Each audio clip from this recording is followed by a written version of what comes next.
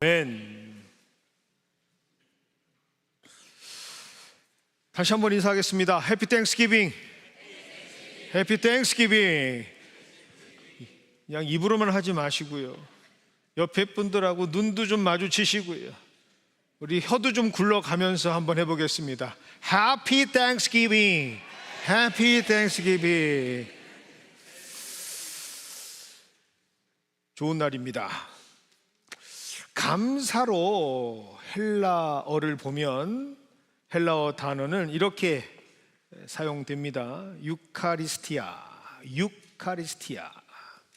그런데 이 헬라어 단어 유카리스티아라고 하는 단어를 잘 살펴보면 하나의 단어가 된 게 아니라 두 단어가 합쳐진 합성어입니다. 유라고 하는 앞에 있는 것은 좋은, 선한 이란 뜻을 가지고 있고요, 또 두 번째로는 기억하다라는 뜻을 가지고 있습니다. 그런데 뒤에 있는 단어가 굉장히 중요한 단어예요. 뒤에 있는 단어는 카리스라고 하는 단어인데 이 단어는 은혜라는 뜻입니다. 그래서 이 카리스라고 하는 은혜라고 하는 이 단어는요, 특별히 더 중요한데 신약 성경에서는 항상 하나님으로부터 시작되는 은혜를 이야기할 때 이 카리스라고 하는 단어를 씁니다. 그래서 성경에서 말하고 있는 감사란 무엇이냐? 좋은 은혜라고 얘기할 수도 있고, 또 은혜를 잘 기억하는 것, 그것을 감사라고 말합니다. 그래서 정리를 하면 성경에서 말하는 감사입니다. 감사는 은혜를 인식하는 영적인 능력입니다. 그리고 감사는 받은 은혜를 풍성하게 회상하고 뒤돌아본다는 얘기죠. 그리고 응답하는 살아있는 신앙의 행위다라고 말합니다. 그래서 이와 같이 성경에서는 감사를 가장 잘 고백하고 있는 것이 무엇이냐? 바로 성만찬입니다. 보통 여러분 성만찬이라고 하면 영어로 우리는 미국에 사는 We can speak English, 그렇죠? 우리 성만찬을 영어로 뭐라 그러죠? 뭐라고 하죠? 성만찬을 보통 우리 커뮤니언 서비스라고 얘기하죠. 그렇죠? 그런데 초대교회에서는 성만찬을 커뮤니언이라고 하지 않았습니다. 성만찬을 뭐라고 했느냐? 바로 이 단어 유카리스티아라고 대답했어요. 유카리스티아 뭐냐? 즉 은혜를 기념하다, 즉 감사를 생각하다 라는 뜻을 가진 것을 성만찬이라고 말했습니다. 그 이유는 성찬을 통해서 성도들은 예수님의 우리를 향하신 구속의 은혜를 기억할 수 있고, 또 그 은혜에 대한 감사를 할 수 있기 때문에 그렇습니다. 그래서 예배학에서는 성찬을 감사의 예배 그 자체라고 의미를 하고, 또 기독교 우리 본질 그 자체가 감사의 신앙이다라고 말할 수 있는 근거가 바로 이 유카리스트라고 하는 단어, 감사라고 하는 단어입니다.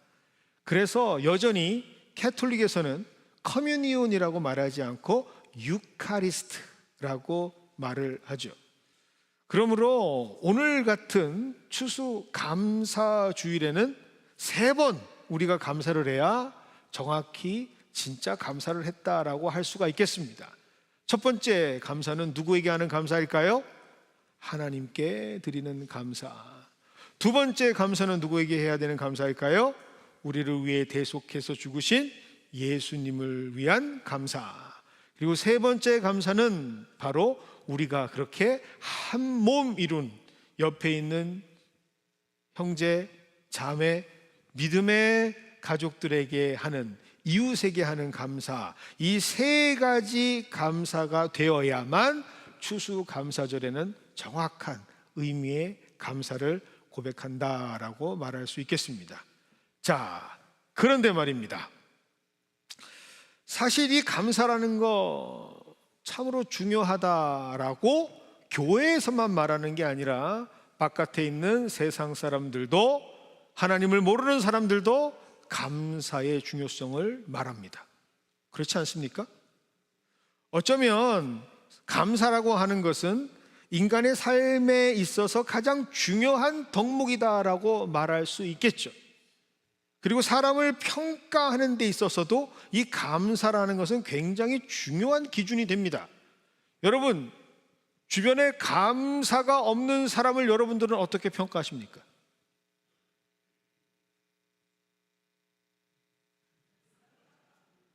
어떻게 평가하세요? 뭘 해줘도 감사가 없는 사람을 우리는 뭐라고 얘기하죠? 저기에서 들리는 낭낭한 목소리, 밥맛.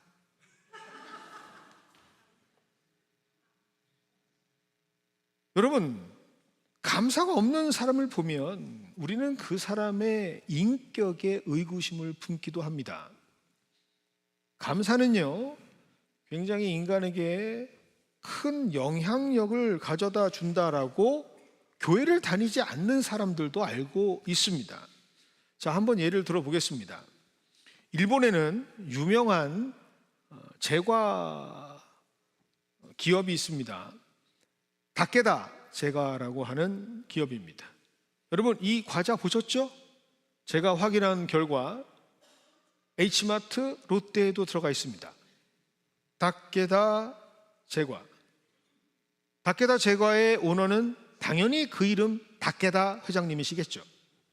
그런데 이 다케다 회장님은 일본의 상장회사 100개의 대주주로 알려져 있습니다. 굉장히 큰 거부예요. 그런데 그가 이 사업에 성공하게 된 두 가지 중요한 요인이 있다고 합니다. 첫 번째는 뭐냐? 당연히 제과 회사니까 재료의 승부를 겁니다. 다케다 제과는 가장 좋은 재료만 사용하는 것을 고집한다라고 합니다. 보통 제과니까요, 주 원료가 뭘까요? 달걀, 계란이죠. 그런데 이 다케다 제과는 그 계란도 일반 계란보다 3배 이상 비싼 북해도 홋카이도 산 계란, 그것도 유정란만 사용한다라고 합니다. 아무리 손해를 본다 하더라도 지금까지 단 한 번도 북해도산 유정란이 아닌 다른 계란을 사용한 적이 없다고 합니다. 그래서 소비자들은 다케다 제과에서 나온 제품을 신뢰하고 소비한다라고 말합니다. 그런데 두 번째 이유가 특이합니다. 두 번째 이유는 바로 감사라고 하는 이유죠. 다케다 제과의 모든 직원들은 과자를 만들 때 반드시 해야 하는 말이 있습니다. 아리가또라고 해야 합니다. 항상 감사하다라는 말을 먼저 하고, 그리고 듣고 서로 교육하고 나서 제품을 만든다라고 말합니다.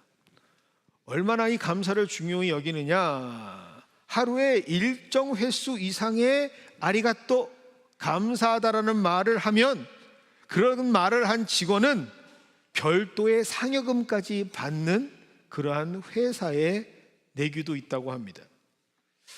왜 이렇게 생각하는가? 다케다 회장은 직원들이 감사한 마음으로 제품을 만들면 반드시 더 좋은 제품을 만들 수 있을 것이다 라고 하는 믿음이 있기 때문에 그렇죠. 그래서 그런지 다케다 제과의 일본 내에서의 전체 제과 제품의 점유율은 몇 퍼센트냐? 60%를 육박합니다. 10명 중 6명은요 다케다 제품을 먹는 거예요. 이렇게 세상 사람들에게도 감사는 너무나 중요한 역할을 합니다. 자, 한 가지 예를 더 들어볼까요? 이제는 한국으로 가보겠습니다. 한국에는 네페스라고 하는 기업이 있습니다. 네페스, 혹시 들어보셨습니까? 우리는 늘 성경만 읽고 찬송만 부르니까요. 이 네페스라는 기업이 있는데, 이 네페스 뭔가 많이 들어본 단어인데라고 생각하실 겁니다. 바로 이 네페스라고 하는 회사명을 짓기 위해서 히브리 단어 영원한 생명이라고 하는 뜻을 가지는 네페시에서 차용해서 이 이름을 지었다라고 합니다. 이 기업의 오너는 바로 이병구 회장님이신데, 한국의 대표적인 기독교 기업으로 자신에게 맡겨주신 회사가 나의 회사입니다 라고 하는 게 아니라, 내게 주신 이 기업은 하나님의 기업입니다 라고 고백하는 회사로 유명합니다. 심지어 스테이먼트라고 하죠. 비전 스테이먼트, 회사에 대한 분명한 정의, 거기에도 우리 회사는 하나님의 기업입니다 라고까지 기록이 될 정도로 굉장히 유명한 신실한 기업입니다. 그런데 이 기업에 아주 독특한 문화 하나가 있어요. 특이한 점이 하나 있습니다. 그것은 이병구 회장님 지시로 모든 기계에 감사합니다라고 쓰여졌대요. 모든 기계, 설비든 뭐든 기계는 다 감사합니다라는 문구를 붙여놓고 새겼습니다. 그리고 오늘 사진에서 보는 것처럼 직원들이 오고 갈 때마다 그 기계에 대고 감사합니다라고 인사를 하도록 했답니다. 아니, 도대체 무슨 회사인데 기계에 감사합니다라고 인사를 하는 걸까? 저는 이 자료를 준비하면서 감사 나눔 신문이 있다는 것도 처음 알았어요. 신문 이름이 감사 나눔 신문. 아니, 사람도 아닌 기계에 감사를 한다. 그리고 그게 무슨 효과가 있을까라는 의구심이 들기도 하죠. 그리고 또 하나, 이 기업에 특별한 것이 있는데 그것은 바로 337 라이프라고 하는 운동입니다. 여러분, 337 하면 뭐가 생각나세요? 박수밖에 생각이 안 나요, 우리는. 그런데 이 기업에는 337 라이프라고 하는 운동이 있다고 하네요. 그것이 무엇이냐 살펴봤더니 하루에 3가지 좋은 일을 하고 하루에 30분 정도는 무조건 회사라도 책을 읽고, 그리고 7가지의 감사한 것을 찾아서 고백하는 것이라고 말합니다. 이상하지 않나요? 무슨 회사가 이런 회사가 다 있습니까? 여러분, 네피스라는 회사 도대체 무슨 회사이길래 이러는 걸까? 사실 네피스라는 회사는 생산된 반도체를 다루는 후공정이라고 말하는데요, 테스트를 하고 또 패키징을 하는 전자산업 기업입니다. 그런데 그런 회사가 과연 3가지 좋은 일을 하고 30분 책을 읽고 7가지 감사를 실천한 것과 무슨 성과와 연관이 있느냐라고 궁금해 하시는 분들이 있을 텐데, 어찌됐든 저찌됐든 이 감사에 대한 운동을 하고 난 전후가 완전히 다르다고 합니다. 그 전에는요, 기계가 한 번 멈추게 되면 초 단위로 손해를 입거든요.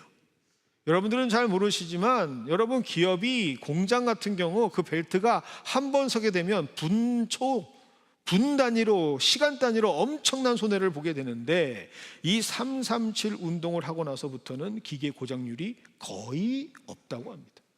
현격히 줄었다라는 데이터를 보여주기도 합니다. 자, 일본의 다케다 회장도 감사를 강조했고요, 네피스의 이병구 회장도 감사를 강조합니다. 자, 그러면 우리들에게는 한 가지 의문점이 들죠. 그러면 감사만 하게 된다면 모든 일은 다 성공할 수 있다는 말인가? 라고 하는 생각이 듭니다. 그런데 결과부터 말씀을 드리겠습니다. 아닙니다. 물론 두 사람 다 감사를 중요하게 여기고 있기는 하지만 이 감사는요, 질적으로 다릅니다. 그 감사는 목적도 다릅니다. 그 시작도 전혀 다릅니다. 겉으로는 똑같은 감사인 것처럼 보이지만 그 출발점과 과정과 종착지 전혀 다르다라는 것을 말합니다. 한 기업인은요, 잘 되기 위해서 감사를 이용하는 것이고, 한 기업인은 감사를 통해서 자신이 받은 은혜를 나누고 있는 것이죠. 여러분 다들 눈치채셨듯이 이병구 회장님은 장로님이십니다. 그런데 이 네피스 회장 이병구 장로님은 어떻게 하다가 이런 일들을 하게 되셨을까? 이것은 그에게 가장 모범이 되고 감사의 모델이 되어주신 한 분이 있었기 때문입니다. 그분은 바로 이병구 회장님의 아버지 되시는 이성상 장로님이십니다. 아버지도 장로님, 아들도 장로님, 너무 영광스럽지 않습니까? 그런데 이성상 장로님 아들이 기업의 대표 회장이라고 하니까 여러분들은 자연스럽게 그렇게 생각하실 수 있어요. 이 이성상 장로님도 한 기업의 대표 오너시겠구나 라고 생각할 수 있을 것 같아요. 그런데 이 이성상 장로님은 일제강점기 굉장히 오래전부터 철도 공무원으로 한 길만 파셨던 분입니다. 그냥 공무원이셨어요. 어렸을 때부터 철도 산업에, 국가 산업에 종사하셨던 공무원이셨습니다. 그런데 이 장로님께서는 은퇴를 하신 다음에 그동안 모았던 모든 재산을 털어서 하셨던 일이 있어요. 그 일이 무엇이냐? 가장 먼저 남베트남 쪽에 안흐우박이라고 하는 교회를 세우신 것이 가장 먼저 하신 일입니다. 안흐우박 교회. 평생을 공직에 계시면서 이제 리타이어 하셨으니까, 이제 은퇴하셨으니까 더 편안한 삶을 살 수 있는 여유로운 은퇴의 유유자적의 삶을 사실 수 있었는데 왜 그 장로님은 모든 노후 자금을 끌어서 전부 선교에 쓰셨을까? 많은 사람들이 의아해하고 질문을 합니다. 그런데 이때 이성상 장로님께서는 이렇게 답변을 하십니다. 나는 내 것을 선교에 쓰는 것이 아닙니다. 나는 하나님께서 주신 은혜를 감사하며 고백하는 것뿐입니다 라고 말이죠. 보통 사람들은, 많은 사람들은 감사할 것을 손에 들고 그것을 확인할 때만 감사합니다, 고맙습니다 라고 고백하지만, 진정한 하나님의 사람들은 아무 자격이 없는 우리들에게 이미 주신 풍성한 은혜 때문에 아무 것이 없어 보여도 감사할 수 있는 사람, 그 마음 상태 하나만으로도 감사를 고백할 수 있는 사람들이기 때문이죠. 이렇게 이성상 장로님께서는 말씀하시면서 그 고백 때문에 지금도 여전히 계속해서 나는 감사의 삶을 살고 있습니다 라고 말씀하십니다. 그리고 그렇게 감사가 계속되는 삶을 살다 보니 첫 베트남의 교회를 세우신 이후 이 장로님께서는 지금 99세가 되셨음에도 불구하고 베트남, 캄보디아, 라오스, 미얀마에 무려 240개의 교회를 개척하실 수 있었다라고 말씀을 하십니다. 그리고 지금도 아침이 되면 그 마음을 담아서 온 정성을 다해서 하루를 감사로 고백하시면서 선교의 사무실로 출근하고 계십니다.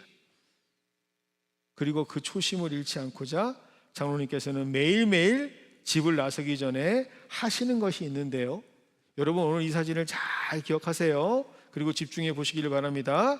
가장 먼저 집을 나서기 전에 하시는 것이 무엇이냐? 바로 다음 사진 보여주세요. 감사합니다 라고 하는 목걸이를 걸고 출근하시는 거예요. 나의 정체성이 무엇인지를 고백하는 거죠. 장로님은 만나는 사람마다 의아해 여기는 그 감사합니다 라고 하는 이름표를 보여주며 오히려 감사합니다 라고 인사를 하십니다. 그리고 이것을 무려 60년 동안 하루도 빠짐없이 하셨습니다. 그래서 지금도 거의 100세에 가까운 나이지만 한 번도 주일 성수를 어기지 아니하였고 새벽 기도를 지켜내실 수 있었다라고 장로님은 고백하십니다. 근면했고 성실했고 그리고 지금도 건강을 유지하고 있으며 만나는 사람마다 그 비법을 간증하시면서 지금도 확신에 찬 목소리로 우렁차게 자신 있게 감사의 삶을 고백하고 계십니다. 그렇게 범사에 감사하는 아버지의 모습, 범사에 감사하는 할아버지의 모습을 본 후손들은 5남매는 물론 42명의 손주들, 그 후손들이 지금도 그 감사의 습관을 따르면서 그 축복은 대대손손 이어져 가고 있습니다.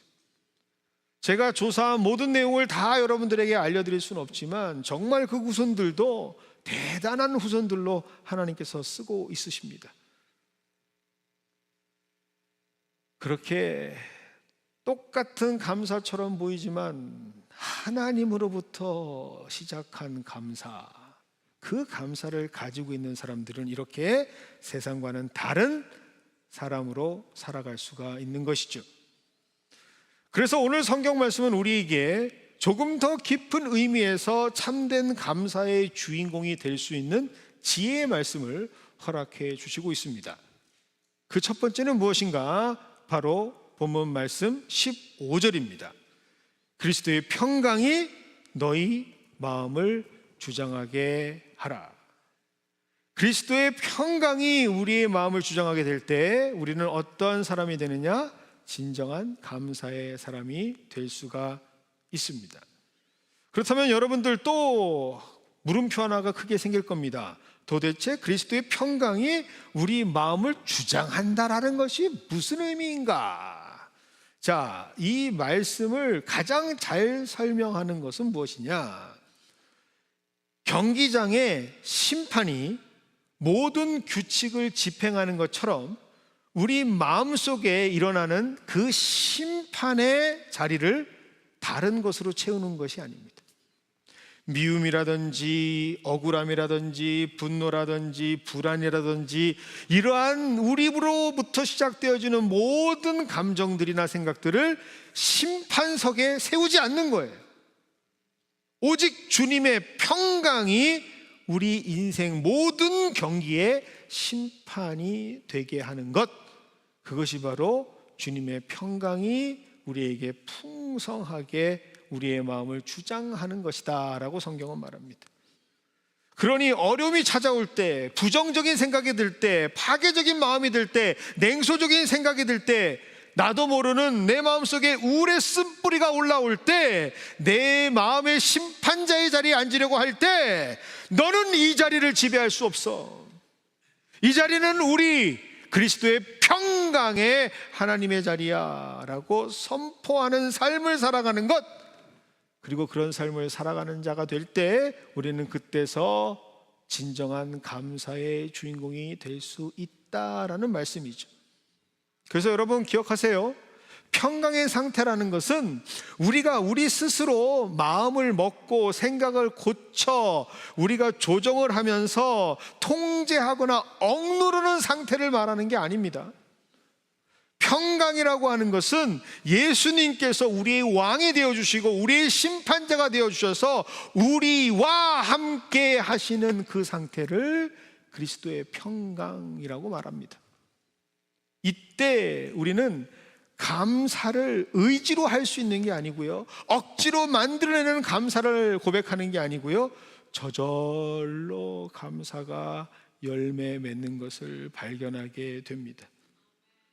이러한 평강의 마음, 그 마음이 주장되는 우리 모두가 되시기를 주님의 이름으로 축원드립니다.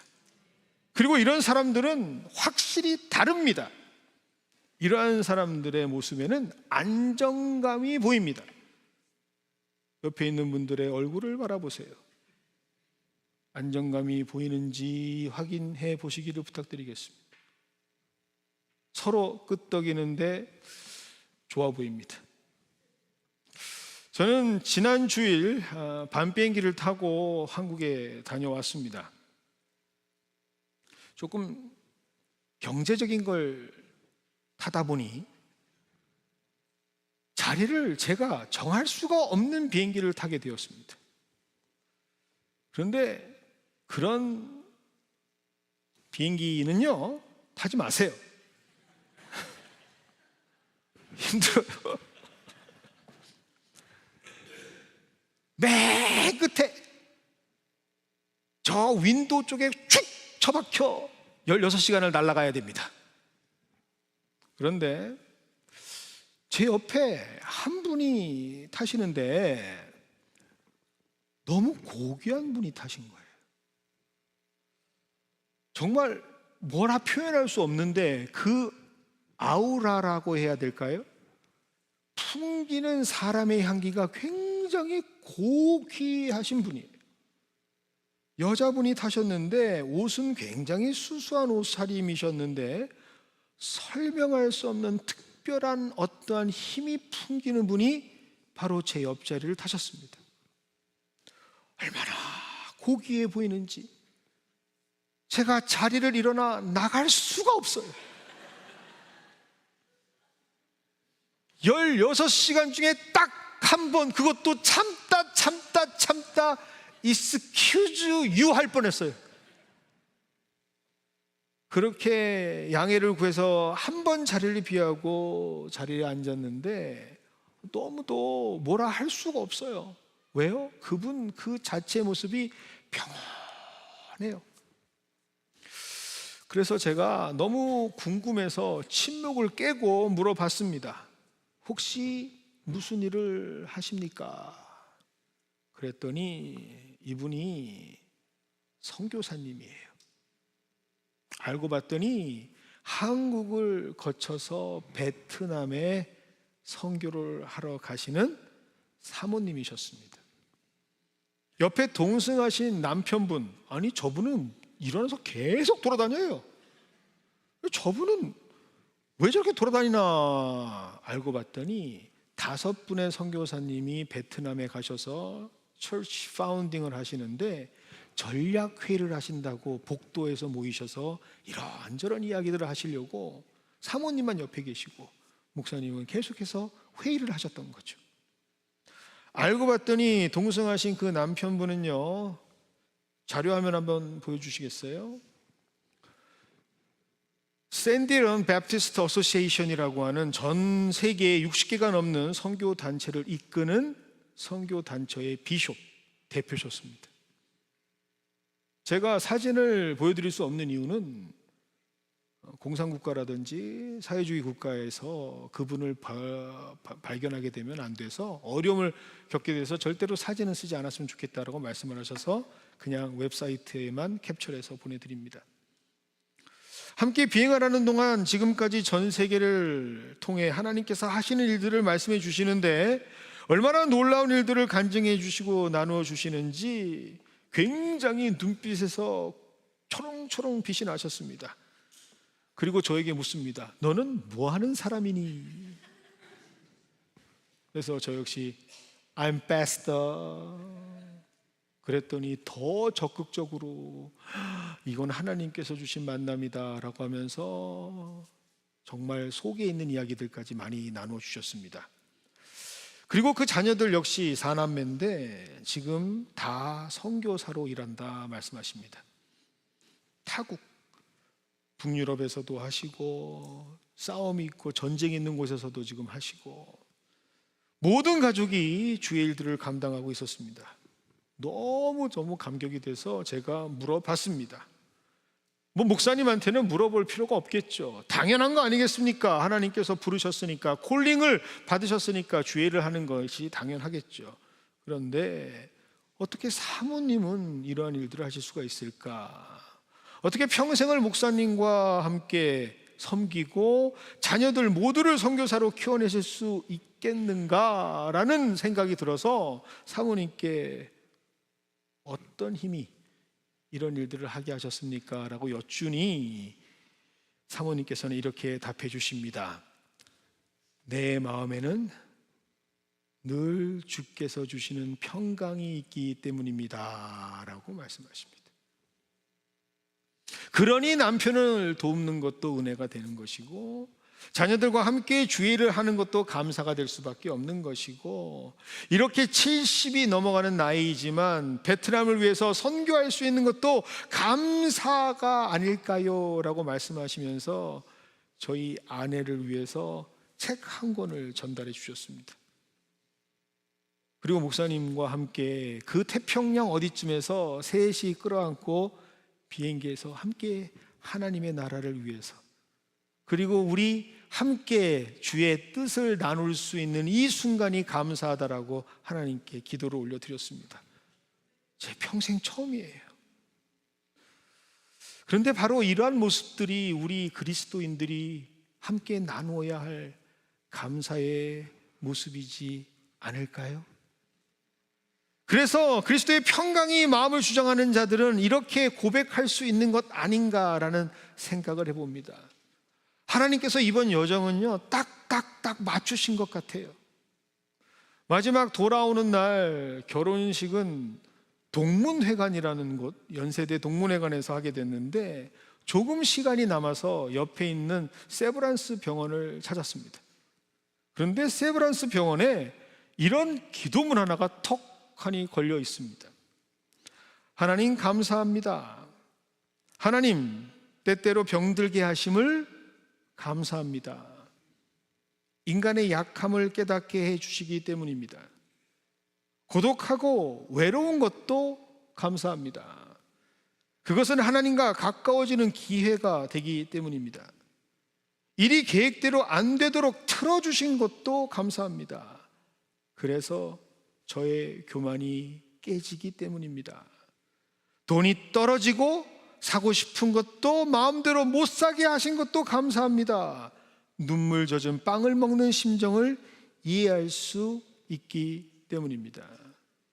자식들이 공부를 기대만큼 안 하고 아내가 미워지고 분명히 남자가 쓴 거예요. 남편이 썼어요. 어머니와 형제들이 짐스러워질 때도 감사합니다. 그래서 그들이 저의 우상이 되지 않기 때문입니다. 때로는 허물을 느끼게 하고 때로는 몸이 늙고 아프게 하심도 감사합니다.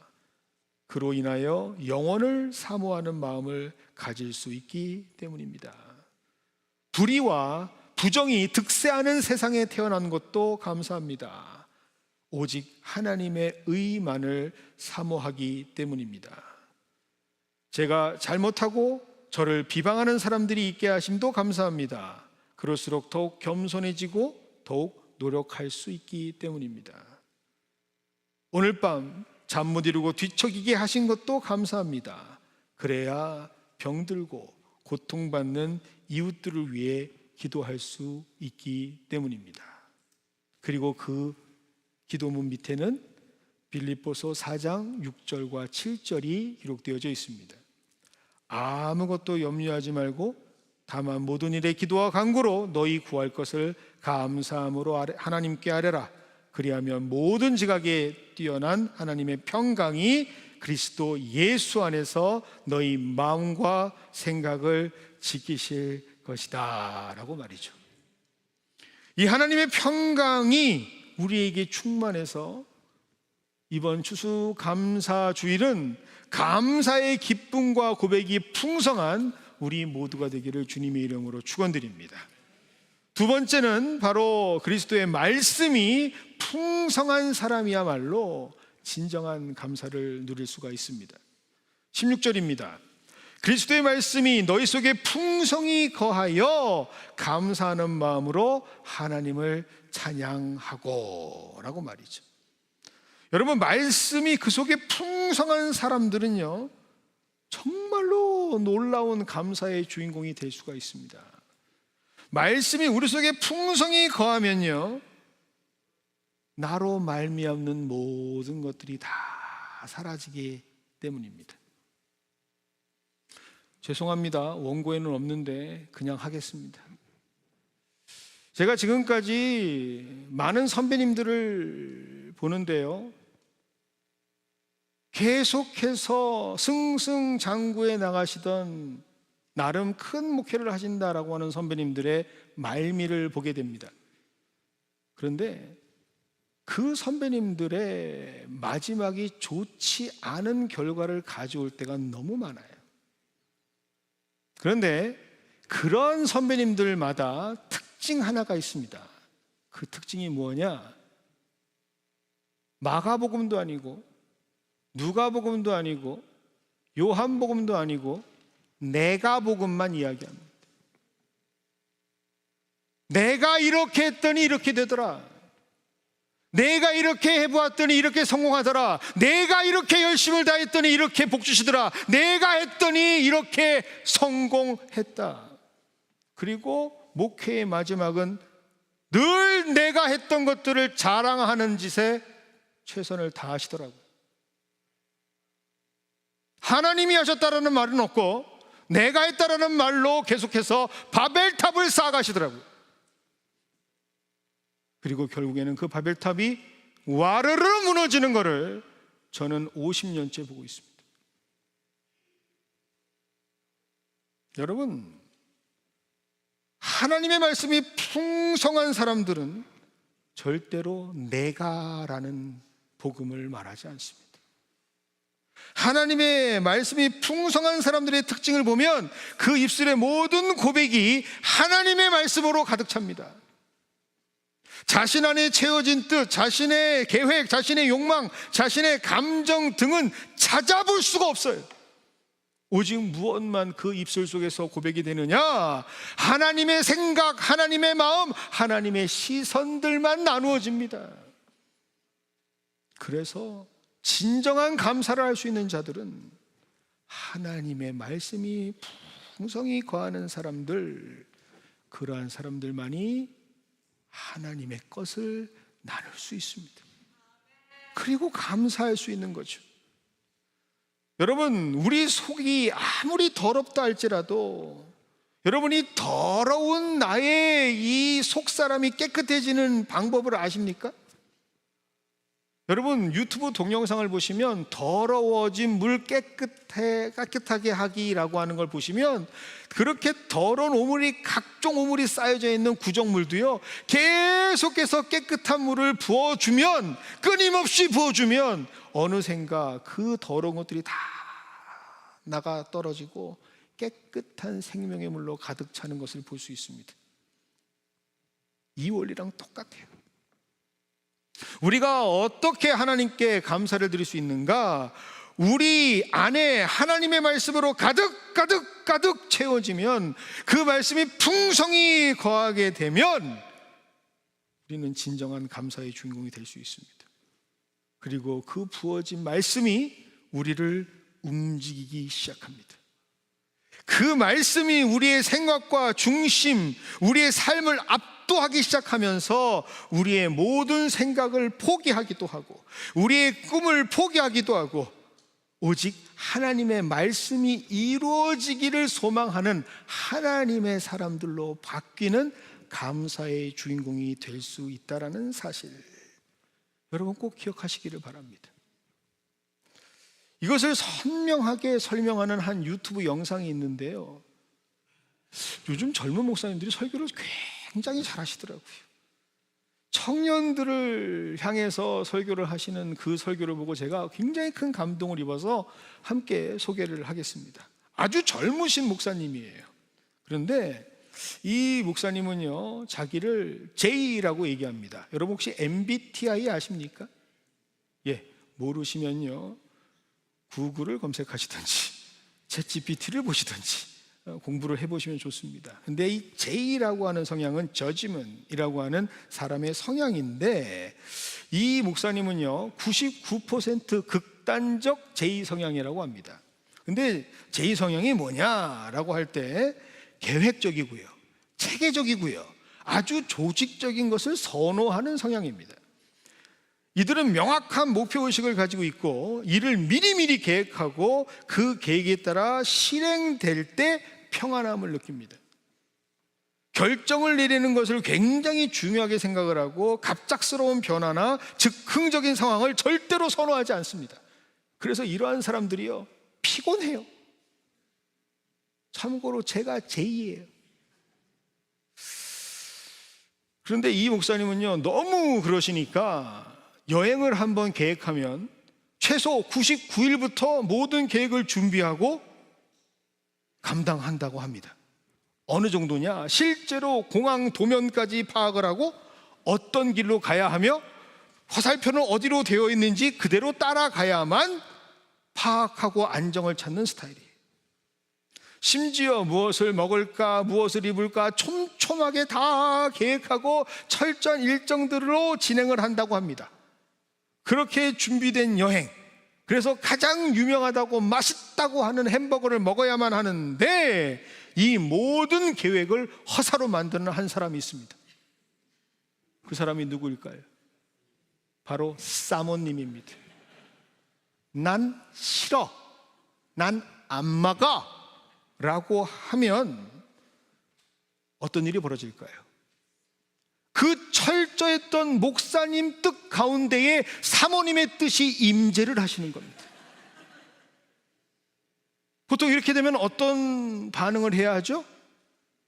아멘, 그리하옵소서 라고 하는 게 가정의 섭리 아니겠습니까? 아버지들이 아무리 열심히 뜻을 세워본들 자녀들의 뜻이 그 위에 임재를 하면 아멘, 그리하옵소서 하는 게 이 목사님의 가정의 법칙이고 숙명이랍니다. 그런데 이 목사님은 이걸 구원의 원리와 연결을 시키더라고요. 하나님과의 관계와 연결을 시키더라고요. 우리가 아무리 철저하게 준비하고 한 채의 오차도 용납할 수 없는 완벽한 계획을 세웠다 할지라도 하나님의 계획보다 온전할 수가 없어요. 특별히 구원에 있어서는 우리가 아무리 노력을 한다 하더라도, 최선을 다한다 하더라도, 열심과 열정을 다한다 하더라도 우리 스스로는 구원에 이를 수가 없습니다. 그 구원은 오직 하나님이 이루실 때만이 우리에게 이루어지는 것이죠.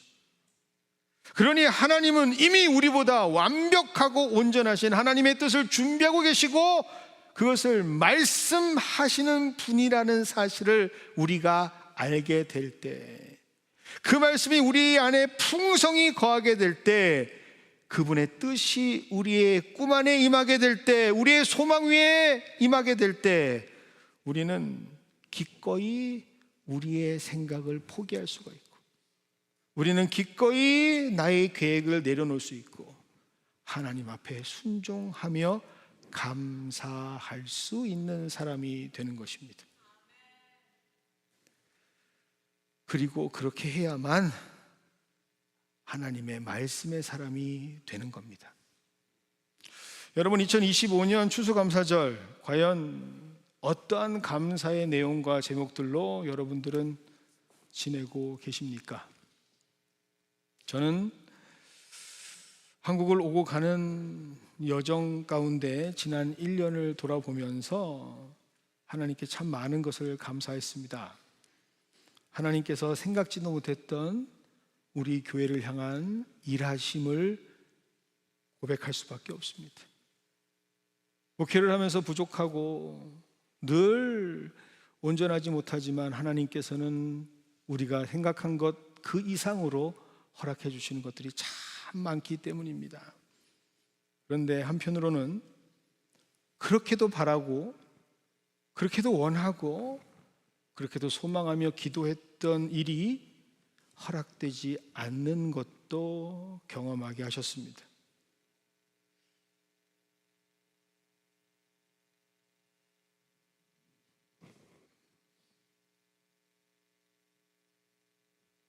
한 목사의 눈물을 보며 아무것도 해줄 수 없는 나약한 나의 모습, 하지만 그럼에도 불구하고 이 모든 상황을 뛰어넘어서 저는 감사할 수 있습니다. 그것은 하나님께서 우리에게 평강을 허락하시고 1년 동안 하루도 빠짐없이 하나님의 말씀을 힘써 풍성하게 부어주시는 은혜를 누렸기 때문입니다. 아마 저뿐 아니라 우리 모든 연함의 식구들이 다 이 고백의 주인공일 줄 믿습니다. 그래서 저는 그 말씀을 확신하며 오늘 이 말씀을 선포합니다. 17절입니다. 무엇을 하든지 말에나 일에나 다 주 예수의 이름으로 하고 그를 힘입어 하나님 아버지께 감사하라. 하나님께서는 우리가 무엇을 하든지 어떤 말을 하든지 어떤 일을 감당하든지 결국에는 주 예수의 이름으로 감당하는 사람들이 되게 하실 줄 믿습니다. 우리는 주 예수를 힘입어 모든 일에 하나님께 감사하는 사람들로 마지막 세워주실 줄 믿습니다.